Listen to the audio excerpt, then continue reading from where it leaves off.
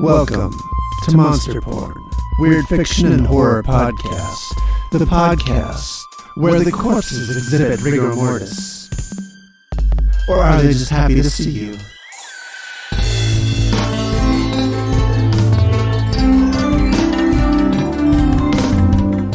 This week's story, Two-Sided Sarah, by Matt Cummins.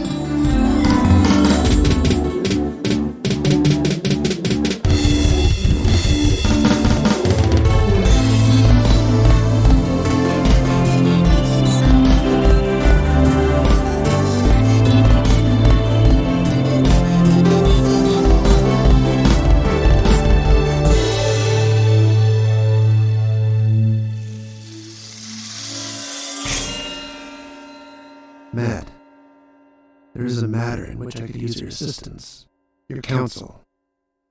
Are you aware of the energy vortex where the ley lines intersect? At such a place, at times, great beings may appear, or else terrible things be summoned. There's one such great, wonderful being. And where is this energy vortex? It is just north of the Witch's Circle, right before the confluence of the rivers. The city park? That sacrilege is built upon the ley lines, yes, albeit only by the clumsy and careless hands of men. But listen, there I have sighted a creature of great beneficence, twice on Tuesdays as the earth besets the sun. And in English, we call that sunset. Yes, though sunset is not the same from one solstice to the next, is it? I guess it's, what are you trying to say? Oh, what a beautiful and terrible life. When I witness this apparition coming along the path, my limbs are seized with shaking. Oh. And I suffer strange and sudden dehydration of my vocal cords. And a certain turgidity of the nethers, I suppose. Yes, Matt, that was odd. You must know this holy apparition. We nearly spoke the same language there for a moment. I speak very small amounts of British from time to time. Anyways, tell me about this apparition at the energy vortex and why it concerns me. You see, I've tried the usual occult operations, the spells of attraction, yet none of them seem to take hold. Her spirit seems too powerful for such simple speech. So I've landed upon another plan. Matt, I've seen the way that your daughters... You are not borrowing my daughters to go pick up on the apparition. What? No, of course not. I was going to say, I've seen how they adore the pig. I require puggles. The women of your household seem to enjoy scratching his ears. Oh, if only this holy creature would scratch behind my ears like so. Brett, just say it. There's a babe jogging at the park, and you want Puggles to help you try and talk to her. I must understand this holy apparition. I must interact, study the parts that make her her. Oh, God damn it, that's creepy, Brett. Studying her... What? Man, just take the pigs. If you... Puggles, do you want to? He just nodded. Oh, great. Now my pig is nodding and responding to questions, and you're about to take him to go sexually harass a holy apparition? I think I'm going to stick around here for a while and record the next story.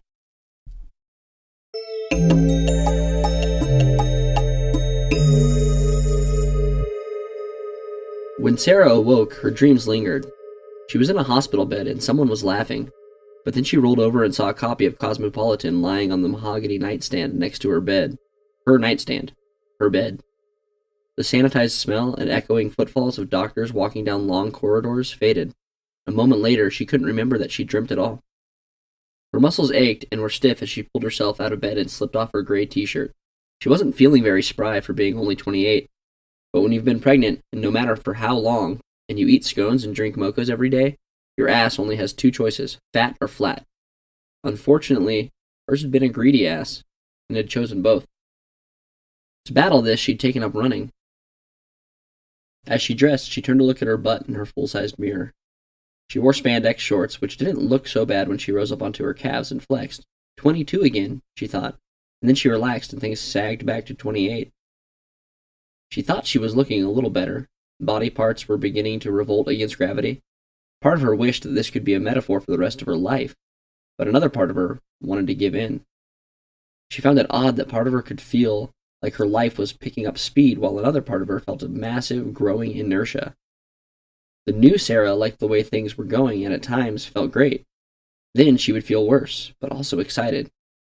Her life was, for her extramarital affairs, becoming a hot mess. In the breakfast nook, she found evidence that her husband Jake had been home.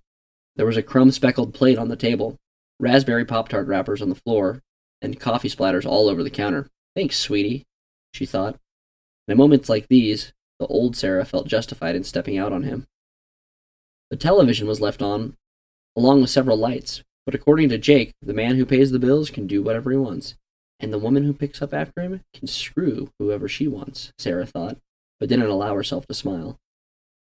A mustachioed news anchor with slicked-over black hair was reporting, "Attacked by her rose bushes. Well, Sally, they come in all shapes and sizes, don't they? There's been an increase in the wacky this week. Maybe that has to do with the wacky tobacco they've legalized in our neighboring state. Then again, maybe not.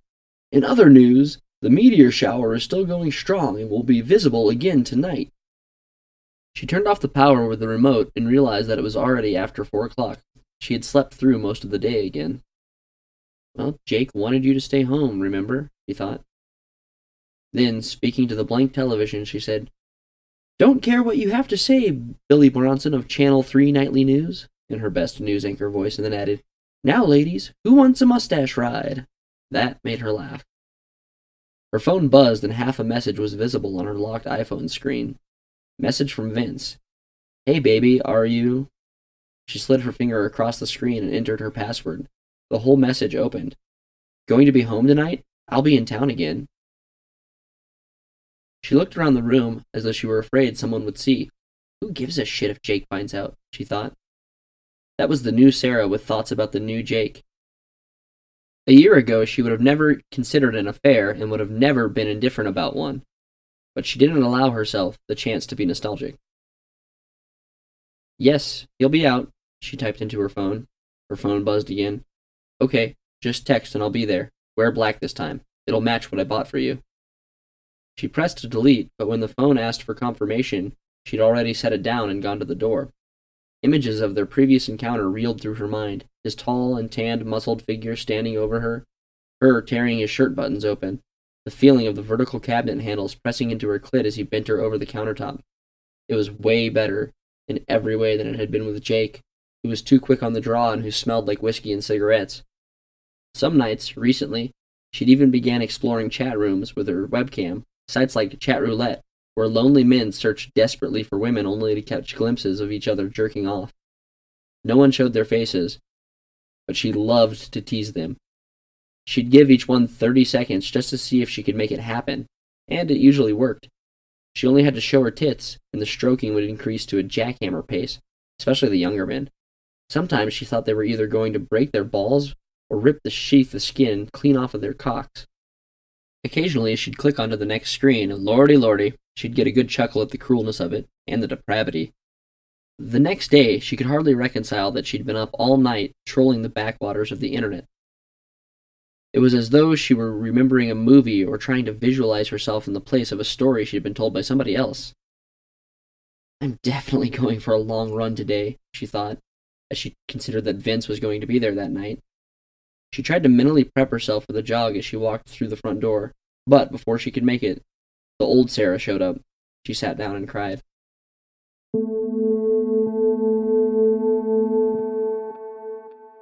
"Honey, you all right?" An old woman with short white curls asked, peering over her glasses. It was Mrs. Jones, she of the keen eye and the green thumb, the token neighborhood blue-haired busybody, their next-door neighbor. It's just, the time of the month, Sarah said. Mrs. Jones raised her eyebrows, as though she were surprised to hear that Sarah was capable of having a monthly. Sarah supposed that she had all the reason in the world to feel that way, considering what had happened. "Goddamn Aunt Flo, someone should just shoot that old twat, especially after children," Mrs. Jones said, and then realized she just planted her foot squarely into her own mouth. What's with this grass?" She changed the subject. "I've mowed mine twice already this week. Look at yours." She tipped her head at Sarah's yard, and Sarah looked. Sure enough, the grass in her yard was nearly ankle deep, and Jake had just mowed it the week before. She shrugged, too distracted to worry about it, and absently said, "Well, have a good one," to Mrs. Jones as she started to jog. Once she was jogging, her anxiety about working out and screwing strange men disappeared. There was something about getting a good sweat going while listening to music on her iPod that made her problems seem further away, a tad out of reach even. The jogging worked as an anesthetic, but just like a pain pill, eventually the effect wasn't what it once was. She'd push harder and purge herself of her thoughts by making her muscles tear and burn. But even then, she'd find it was impossible to outrun a thought. So she'd quit jogging and start running. She'd run until her legs seized up and her lungs revolted if she had to. Every day, her body became more resistant to the pain. On this particular day, she'd been doing fine until she ran past the park. "James!" she heard a child shouting as two kids played on a couple of old rusty sand diggers. A small red-headed boy, with big ears and a dopey smile, slammed the head of the bucket into the sand, pumped his scrawny arms against the weight of the levers, and then, with a twist of his hips, tossed a scoop load of sand towards the kid next to him. Randy, eat some sandy," the boy said. The boy, James she presumed, chanted and then repeated the action. The other kid was bigger, but his sand digger had a rusted pivot point. He pulled and pushed, but they wouldn't budge. "Eat shit, Jimmy," Randy said as he leapt from the digger and chased Jimmy across the park. Sarah ran faster and faster and looked straight ahead, trying to ignore the laughter, but it didn't work. The tears were coming again, and the memories flowed with them. The hospital, Jake lifting her from the car and rushing her inside. Nurses, doctors, so much blood. My God, she remembers thinking, it's like a Quentin Tarantino film starring my pussy. Pussy Fiction, Snatch Unchained, Reservoir Twat. Reservoir Twat. That was the one that had made her laugh, and she laughed. She laughed as men and women in scrubs pushed her gurney down the hall and into the operating room. Who's to say who were the nurses and who was the doctor when all you could see was the reflection of the fluorescent lights on the blood pouring out of your insides? She cried as her jog slowed into a power walk and then to a stop. She was near the end of the subdivision, and she felt no urge to turn around and go back to the house, or maybe she'd see her husband before he went out to the bars.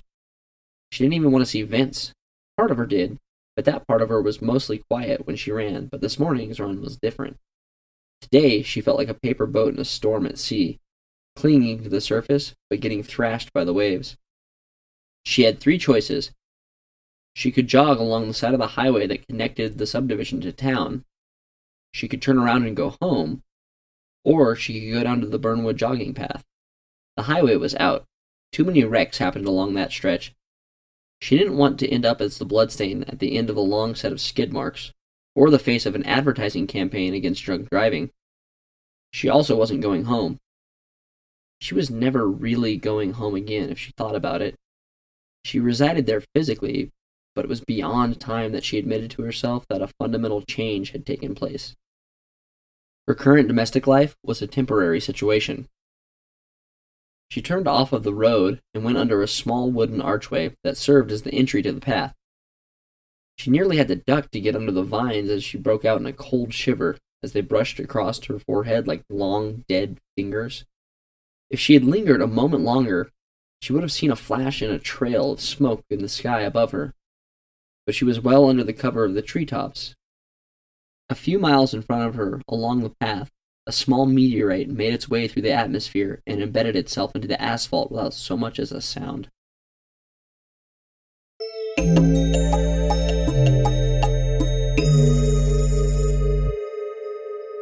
A red car pulled up outside the small white house.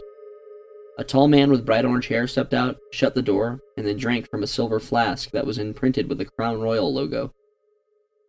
Only he wasn't drinking Crown Royal. He was drinking Tin High, a cheaper bourbon, an alcoholic's bourbon. On the door, he found a note that read, "Jake, out jogging, Sarah." "Not even an I love you," he said to himself as he walked into the house. He stopped on the threshold and said, "But no fuck you either." And that was a knee slapper, and it deserved a drink. He emptied the flask and went for the bottle.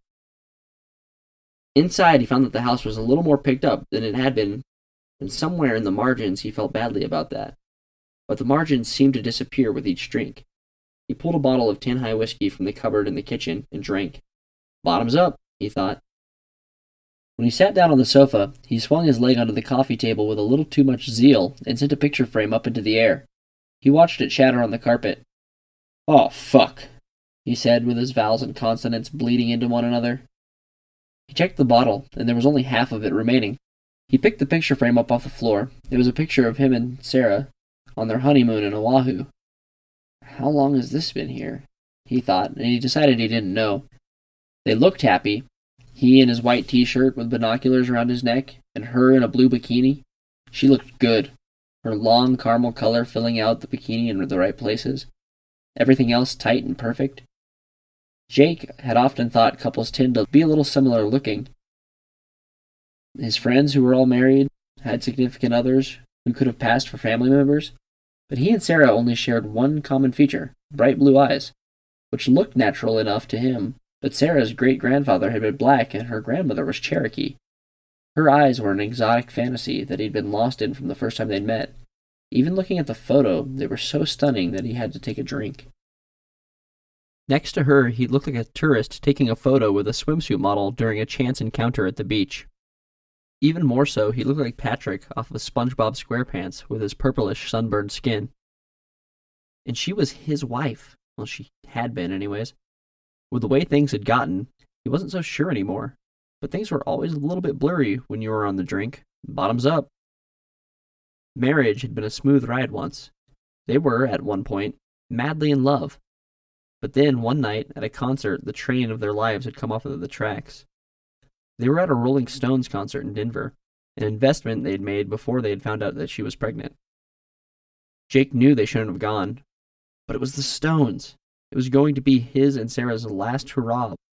It would be the last chance, he'd said, to see the Stones before Keith Richards shriveled up into a pile of dust, which would likely be pure cocaine in Jake's estimation. So they went. Jake ushered her through the doors of the arena with one arm draped over her shoulder. She'd told him at least twice that he was being overly protective. He knew that he was, once they were at the venue. He also knew that she was too vulnerable to be in a place like that, not to mention all of the cigarettes and weed that he could smell. This was a bad idea, he thought, as he led her up to the seats. They weren't on the ground floor, so they were a good distance away from the stage. They were only up 3 rows, so they still felt close. The railing in front of them gave Jake the satisfaction of knowing that his wife was protected from the rowdier members of the audience. Still no place for a pregnant lady, he told himself. Then, while they were standing comfortably in their row at the Pepsi Center, he heard a scream. He heard his wife's scream. It was loud enough for even a few people nearby to hear over the screeching guitar solo, but not loud enough for them to show any real concern. She buckled at the waist and then fell into the railing in front of her. He had caught her, but it was just as her head had hit the handrail. "I'm all right," she said, but it was pretty obvious that she had been concussed. Jake had seen the same glassy look on the faces of teammates during football games in high school. The kids who said, "I'm all right, coach," before strapping back in and getting their lights knocked out on the next play. The concert went on around them, just a brief inconvenience. The crowd kept rocking and the Stones kept rolling. Jake noticed that her jeans had darkened around the crotch, and it was obvious that they had to leave, which was the only responsible decision he'd made to that point in their pregnancy. Jake assumed that her being pregnant, preggers as she would call it, would somehow make it more likely that she would piss herself, something she already did if she laughed too hard.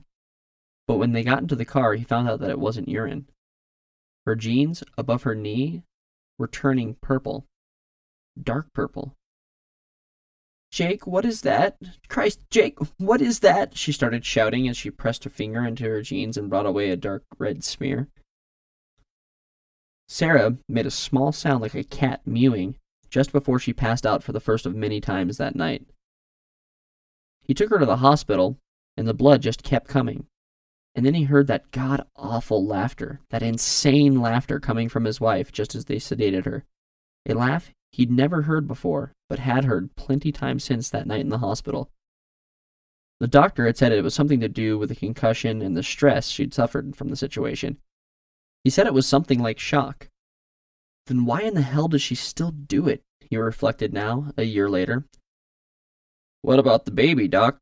What about my son? He asked out loud to the empty house. But that had been obvious. Things had ruptured that couldn't be repaired, like her uterus and their marriage.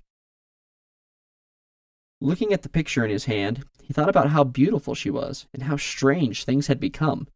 He also thought about the week before they'd found out that she had been pregnant, when he'd gotten her drunk a little and done a line of cocaine with her in the bathroom. Just a bump, baby, for old time's sake, he'd told her before they snorted it and then screwed in the bathroom stall. And it had been like old times. The fucking had been incredible. When the miscarriage happened, Jake could never separate the facts that he'd gotten her drunk and high and that they had lost the baby. He'd killed their child and broken his wife's body just so he could get fucked up with her enough to make it feel good, like he was a man and like he was satisfying her. They didn't make love for 3 months after the miscarriage. The first 6 weeks were just standard recovery time, and then after that, she told him that she'd felt broken, as though her most basic human purpose had been taken from her.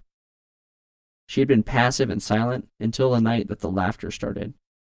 It didn't start while watching the Goldbergs or after one of his lame jokes that she'd always loved before. What did the scone say when the other scone asked him about the chicken crossing the road? It said, "Holy shit, a talking scone!"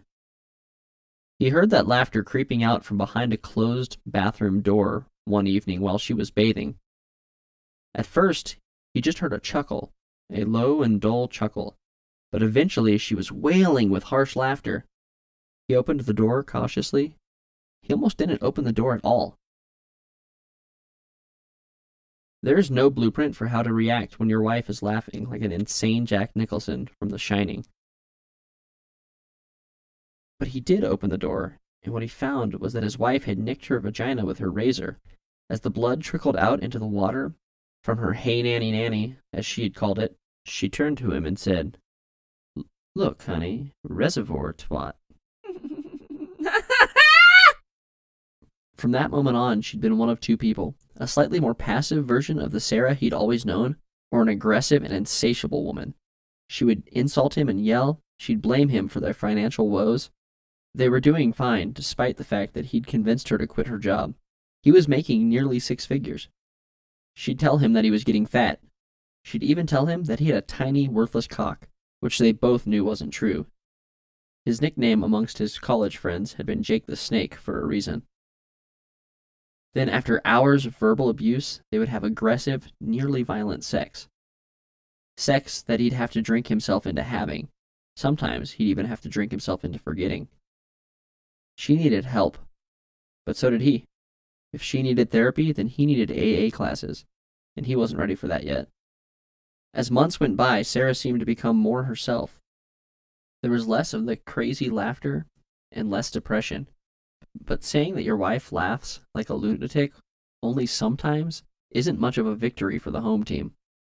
In fact, her passivity seemed nearly calculated, as though she was up to something. There was always a telling look, a glint in her eyes, as though some cog were turning a wheel of hilarity that kept a smirk lingering around the edges of her lips. But whatever the joke was, she never told.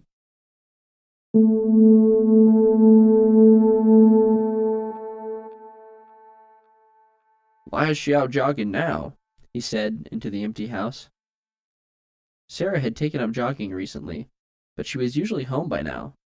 Of course, he was usually at work, but sometimes you had to just leave early for a drink. She should have texted me, he thought, but it had been nearly a month since the last time that they'd bothered texting one another. He noticed her phone sitting on the counter and picked it up. He remembered her password. It was their wedding month and year. It surprised him that she hadn't changed it. But he was even more surprised by the text message he found. The screen said delete message. Yes was highlighted, but he selected no instead.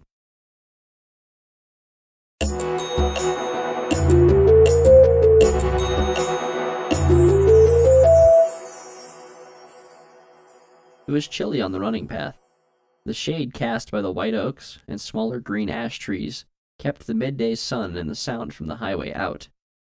As she ran, she admired the vines growing along the fences and the handrails built to keep people from wandering away from the path.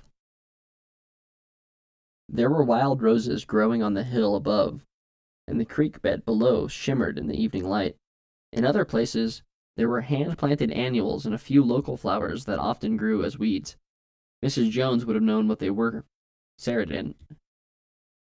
The further into the path she jogged, the fewer flowers she saw. The forest thickened, and eventually it was just a trail of asphalt leading through the trees lit by lamps that were already buzzing despite the time of day. It's just like in those movies, she thought. Just like the places where girls get raped. The thought made her shudder. But there was another voice that said, "Hey, maybe if he looks right." It was just a thought, one of those thoughts that floated up out of nowhere from time to time that Sarah was neither proud of nor could she understand. But there it was, floating up into her head and resting itself in an organic manner. Jogging the entire path would take her all afternoon, and would eventually lead her into Burnwood by way of Burnwood Heights. She had no intention of going the full distance. That town was nothing but a bunch of trailer trash meth addicts. Burnwood Heights was a trailer park. What a misleading name, she thought, and then she imagined 3 trailers stacked on top of one another. A mobile triple-decker. The King's house, and that made her laugh. Her thoughts were broken up by motion above her. She looked up, and the trees were rustling. Wind, she thought, though she didn't feel as much as a breath of wind on the path. But way up there at the top of the trees it was probably a little windy. Wind or horny squirrels? She roared with another laugh.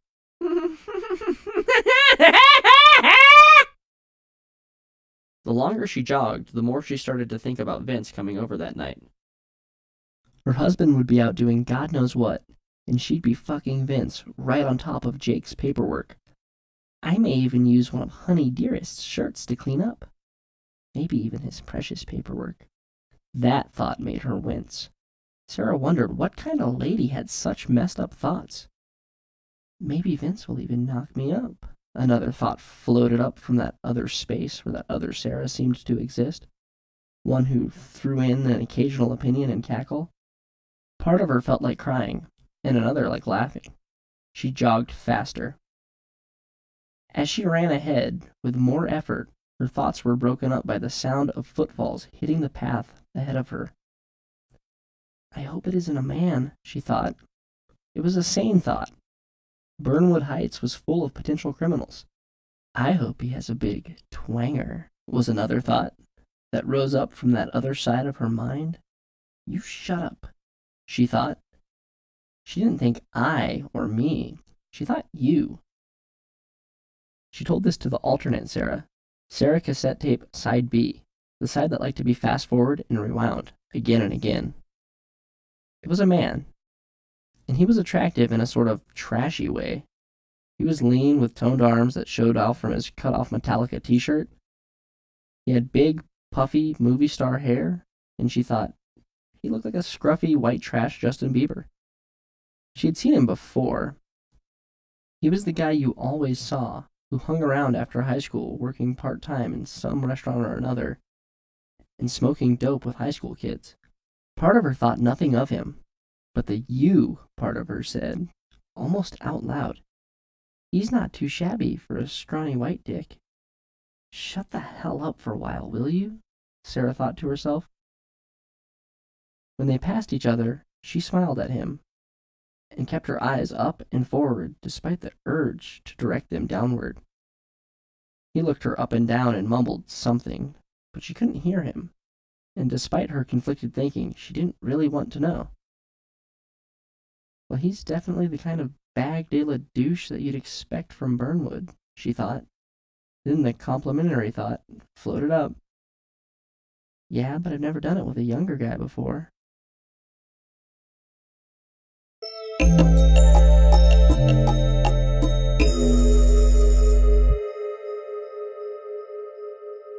Jake stared at the phone, half aware that he'd picked up a tennis ball and was squishing it with his left palm, while reading the words repeatedly, trying to make them into something that sounded real or imaginary. But alcohol kept him in a kind of intellectual limbo. Disbelief had passed into numbness, but was now being replaced by a growing heat. "She's cheating on me," were the words that were repeating in his mind, but they were thin, and he couldn't quite get a grip on them, like grasping at mist. In Jake's mind, the good times were playing. Suddenly, he couldn't remember the fighting and the medical bills. What he saw were all of the good times, like an old and grainy film stock. He saw their first date and wedding night. He saw how they worked together on their first home loan. He saw all of the nights that they spent at their favorite restaurants with their favorite drinks. The late-night makeout sessions behind the wheel of his Jeep, her hands slipping all over him as they kissed. All the late summer nights in their apartment, listening to the crickets outside after they had made love. The way she'd cried when he'd slipped down on one knee. The way he had cried when she had said yes. Then the good times were interrupted with that wicked laughter. Jake nearly thought he could hear it in the walls of their home, echoing around him. That was the sound of his new Sarah. That was the sound of the bad times. The sound of blood and arguments. It was the sound of his detachment and irresponsibility. His refusal to be a man when his wife became pregnant. His refusal to be her foundation when she was so clearly struggling. He drank and paced, and when the guilt and anger seemed to boil up and over at every attempt to stifle or subdue it, furniture began to flip. He turned over the couch, hardly able to feel the strain it had put on his back. And when he did, the coffee table tipped. The picture of their honeymoon was on the floor again. He picked up the picture from the coffee table, and his eyes caught something in the blur that his vision had become. He struggled for comprehension as the photo blurred in and out of focus. One moment, it would be he and his wife, arm in arm, and the next, it was a stranger kissing her, a faceless man with his hand groping the inside of Sarah's bikini top. Before Jake knew it, he was watching a large, faceless man screw his wife against a palm tree. Through broken glass in an equally broken frame, she was screaming in pleasure, and Jake could hear it. She was screaming just like those women with the beach ball jugs that he sometimes watched on his iPad in the guest bathroom after Sarah had gone to sleep. Except these weren't porn stars. This was his wife. And what the man inside the frame was packing made Jake the Snake insecure. Jake went back to Sarah's phone and texted, "At home, all alone, and wearing black." Then he let his finger hover over "Send." He drained the rest of the bottle, pushed the button, and then went back to his bedroom safe and got his gun.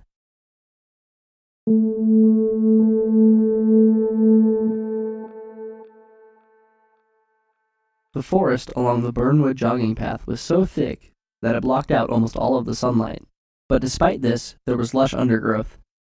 If nosy old Mrs. Jones had been there, she would have known immediately that something wasn't right. Sarah didn't even notice. The forest was intimidating in how thick and old it looked. Unlike that little hobbit running in the forest, she thought. It was something like Ganghorn or Fanghorn. She wasn't the nerd. Jake was the one who was well versed in wizards and elves. Tangporn. That thought set her off into a round of laughter that made birds flee the branches of a tree like a burst of black confetti.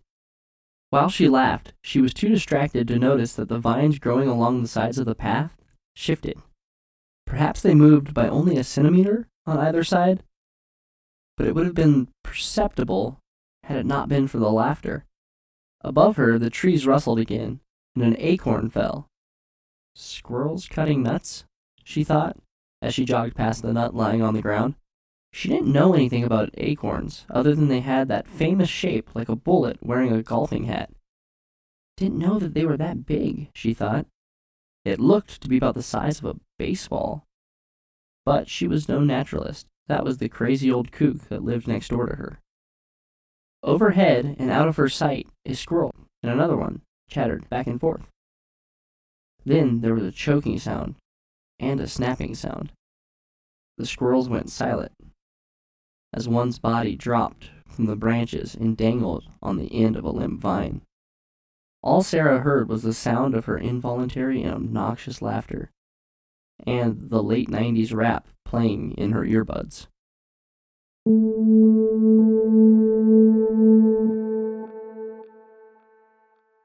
Jake was sitting with a honeymoon picture in his right hand and his 9mm in his left.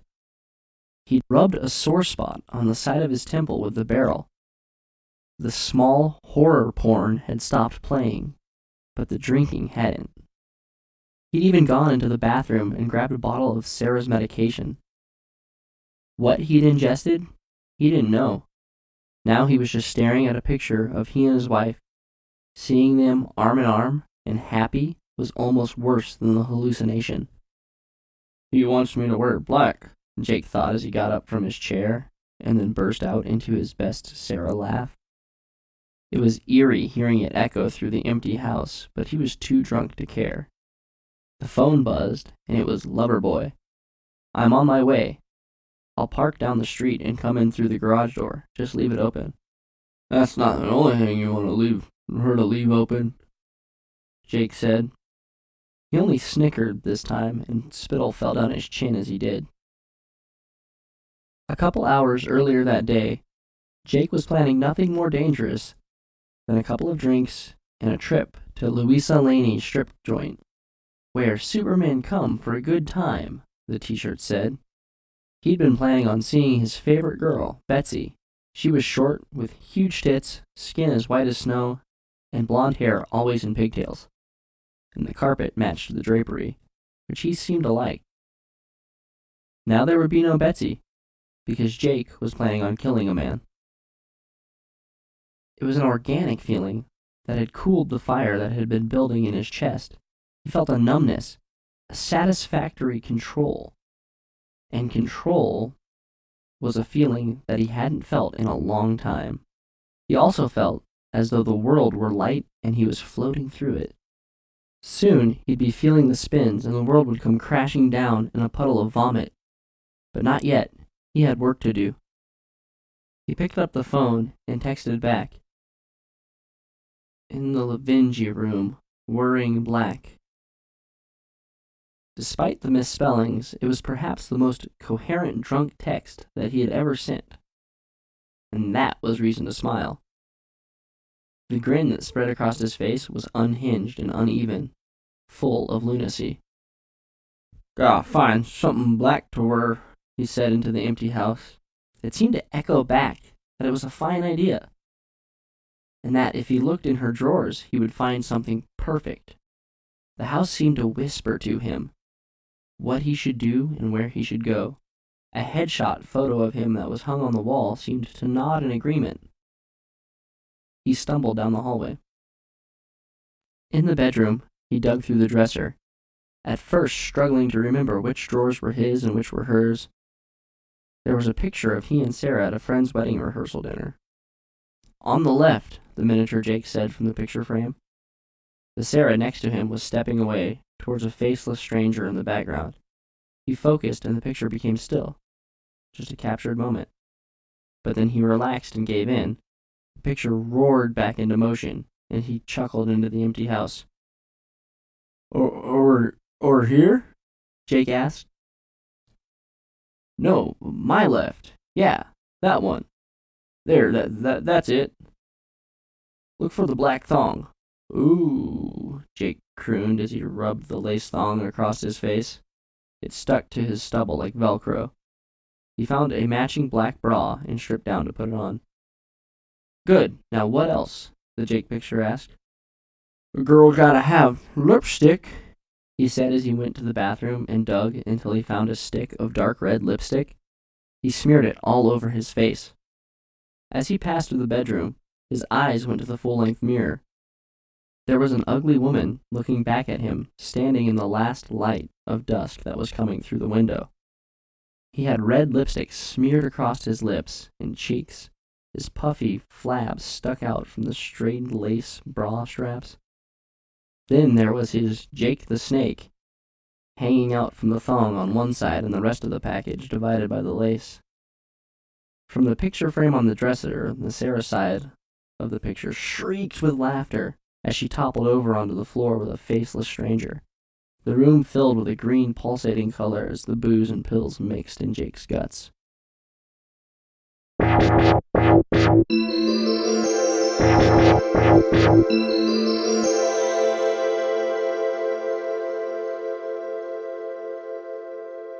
Somewhere in the middle of the burnwood jogging path, Sarah began to hear footsteps coming from behind her. They were distant but loud, and seemed to be coming fast. Suddenly aware of her embarrassment from the previous encounter, Sarah felt urged to get off of the path, so she slipped between two large trees, nearly tearing her tank top. "Ditch it! You got a bra on," a voice said in her head. The kid with the puffy hair trotted past. "Holler at him! You need to get that ass into the bushes," she thought. "Shut up," she said to herself. But then she felt something move behind her, and she choked on a scream as she turned and fell back onto the path. It was only a vine hanging down pendulously. She laughed and laid back on the path, and if not for her laughter, she would have heard the jogging man's screams cut short in the distance.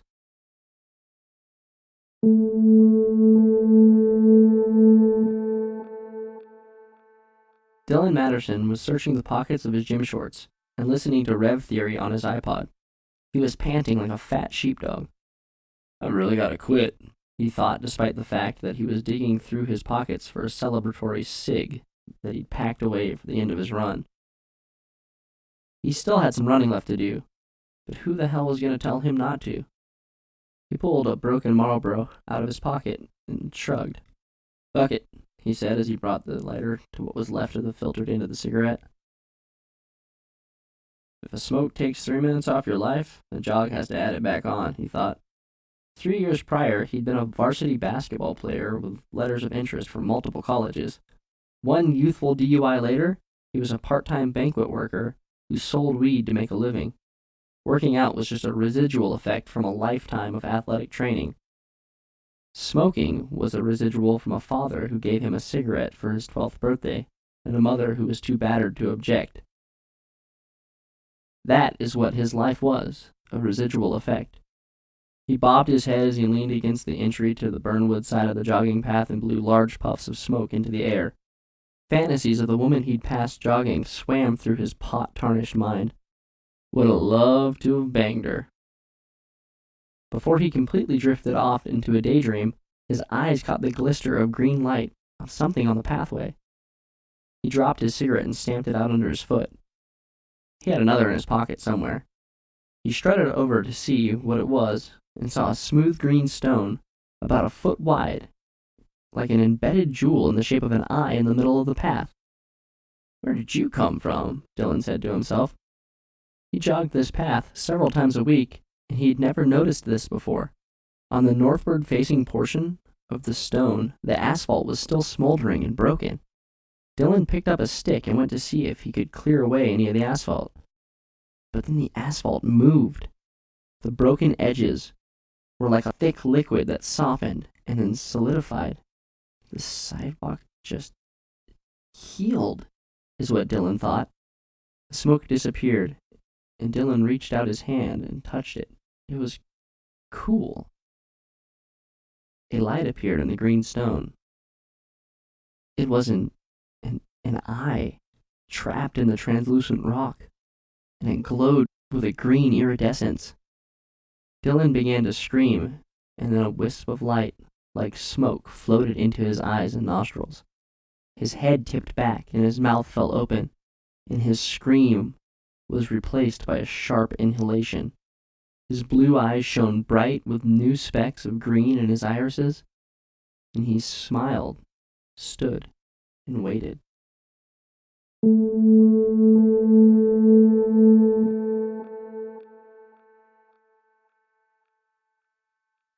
From the living room, Jake saw a black car drive slowly by. He got up and staggered to a chair in the corner of the room where it was dark, just out of the reach of the lamplight. He'd pieced the room back together as well as a drunk man could, and then he put his leg out so that only it was visible in the light. It was freshly shaved, covered in black fishnet stockings, and his foot was crammed into a red high heel. From the dark, he had thought, it was like he was fishing, and his pudgy shaved leg was the bait.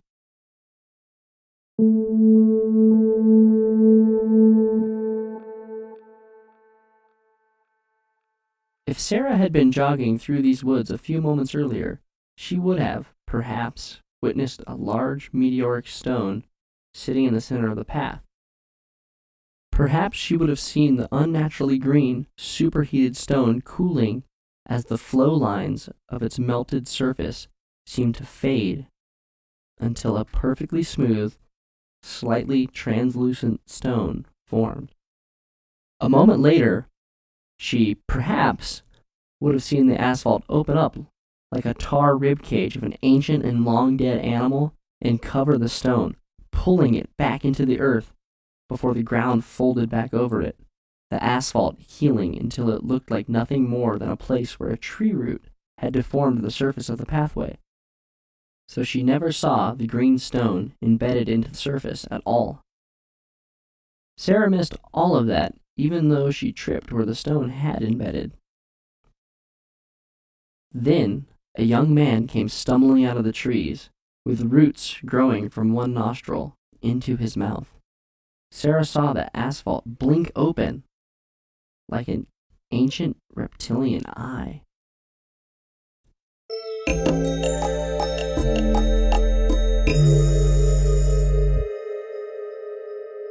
From outside the house, Vince could see only the slight glow of the lamp in the living room window. Other than that, it was all dark. The street was dark. The house was dark. And all the neighbors seemed settled in for the night. He stepped out of the car and dropped a cigarette onto the ground and stamped it with his foot. He liked getting a good buzz going before he fucked them. He wasn't a smoker, usually. He just liked getting going a bit before doing work. The best part of being a traveling salesman had been the lonely housewives. Every neighborhood had them, and he'd nearly had one in every neighborhood. This crazy Sarah bitch was the only one that he'd ever gone back for seconds on. She was just a little too wild, and he couldn't just get her out of his head. Vince slipped into the garage and opened the door. The house was dark, and there were a couple of candles lit in the mudroom. "Mood set, baby," Vince said. There was a sort of grumble in response, a sort of moan. "All right, warming up for me. I dig your style, baby. Where you at?" he asked as he rounded the corner into the living room, starting to strip off his clothes. He could see her leg from the shin down sticking out of the corner in the living room. She had heels on. He could see the glow of cell phone light for just a moment, but not long enough to see her. Then his phone buzzed. "Close your eyes and give me your gift," the text message said beneath the name Sexy Black Bitch. He took out a package he'd brought in with him. He stepped forward, and with his eyes closed, handed the package above the lamp. Their hands touched, and for a moment he thought they felt swollen, perhaps, and more calloused than he remembered. But he kept his eyes closed. He heard a sort of gasp from the other side of the lamp. It was feminine enough, but he thought it sounded like she'd lost her voice. "I told you I was as freaky-deaky as you, baby," he said with a grin. He opened his eyes and saw the leg disappear into the darkness. Then, above the lamplight, like a campfire storyteller, with a flashlight beneath his chin, a blood-red smeared face appeared above the barrel of a gun. The other hand held his present, a long, black strap-on.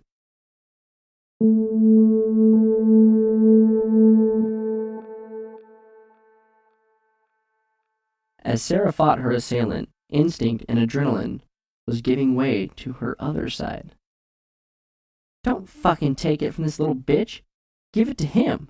He gonna rape you? You pussy, fuck that, rape him! Sarah was too frightened. She was fighting like a trapped and injured animal, too scared to think, to strategize or plan. Okay, you aren't going to listen to me? Step aside, bitch, that new and other Sarah said. Dylan, who wasn't really Dylan anymore, was too horrified to appreciate the situation. He was going to have sex with that hot mixed breed bitch who'd been all alone on the path.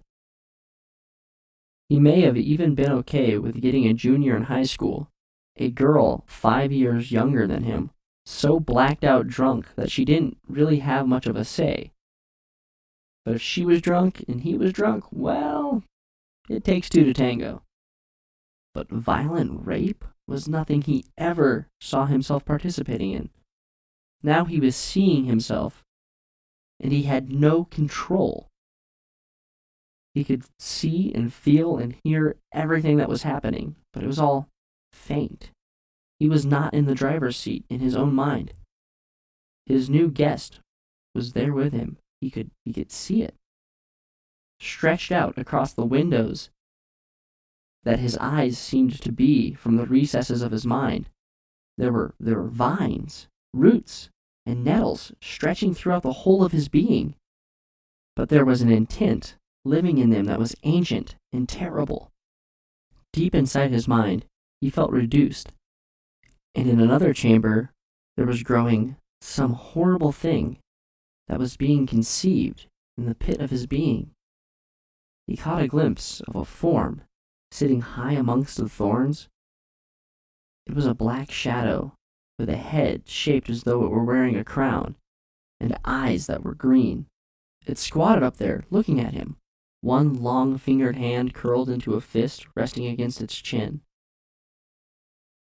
So as he sat, cowering and pissing himself in the back corners of his mind, he realized it wasn't piss that he was feeling. For a brief moment, it allowed him to see from his own eyes and feel his body again. There was something very stiff and intrusive feeling its way up his leg, a smooth root. It inserted itself in his backside, and as though in response, the front raised into attention, and a flower bloomed from a place that made Dylan decide to completely give in and fade away. The last thing he saw was the woman's hand grappling to get away. He wanted to scream for her to get away, but then her hand touched the stone. "What's happening?" Sarah asked. "I don't fucking know," Sarah side B spat. "It's a little more crowded in here than we expected," a voice said in the darkness. Sarah whimpered, and the interloper grew in strength. Sarah side B laughed, and it tried to withdraw a little. "This mind isn't whole," it said in its thoughts, "nor this body whole. This vessel is broken," the whispers echoed. Sarah wept. Sarah side B gnashed teeth that were only a construct. "We can make you whole. We can give you what you need," it said. Sarah thought, "Yes, please, give me my child back." "We need a physical form," it said. "Shut up and fuck me!" Sarah side B screeched with laughter. Dylan was lifted into the air, vines coming from his back like puppet strings. His eyes were wide, and flowers bloomed from the sockets. Sarah alternated between screaming and laughing as the vines tried to invade her body too. Large, leaf-like appendages sprouted from Dylan's back, and the last thought to cross Sarah's mind before the union was consummated was that he looked like some type of trailer trash meth fairy. As the green stone looked from one of them to the other, and the vines tried to attach to Sarah, suddenly she tore free of them, laughing maniacally. She climbed the vines and she, true to her word, fully embraced the situation, and the eye stone darted back and forth nervously as Sarah Side B had her way with the possessed body of Dylan Madison.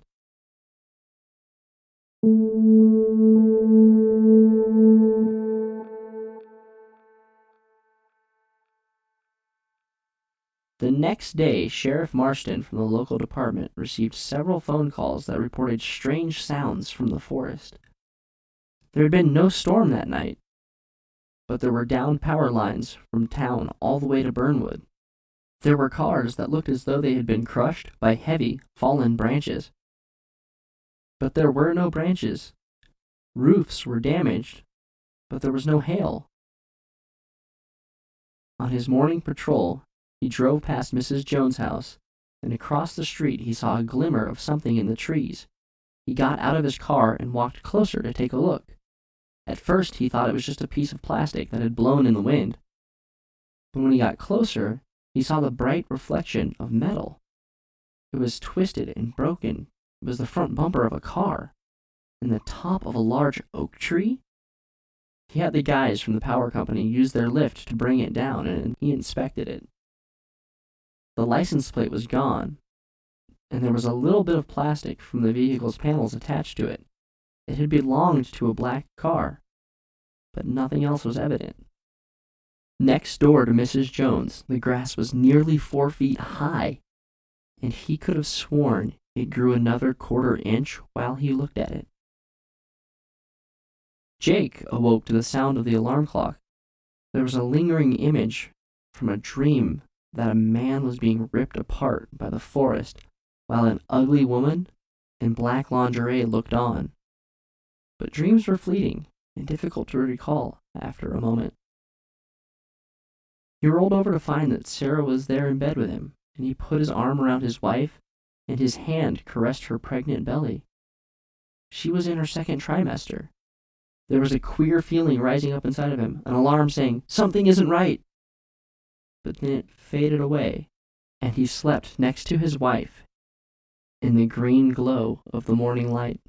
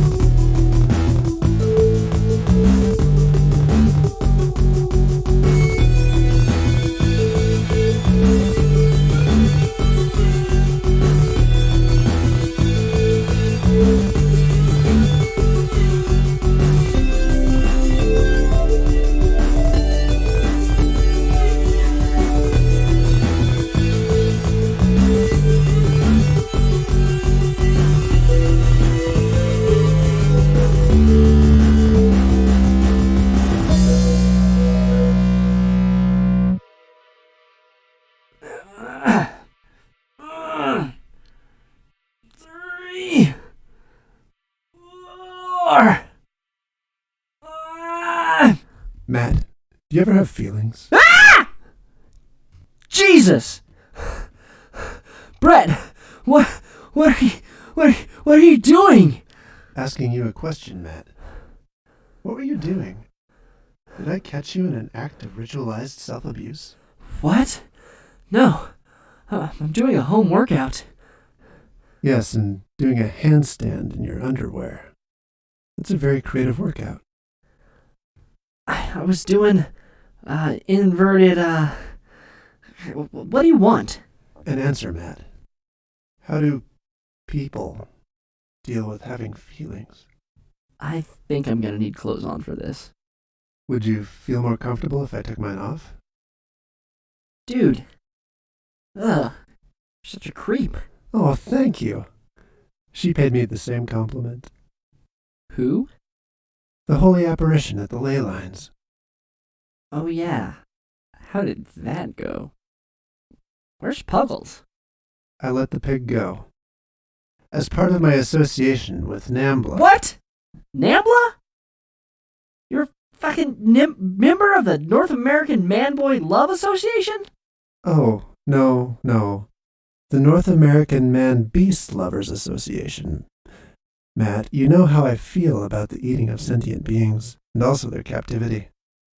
Thank God. That was going to be too much.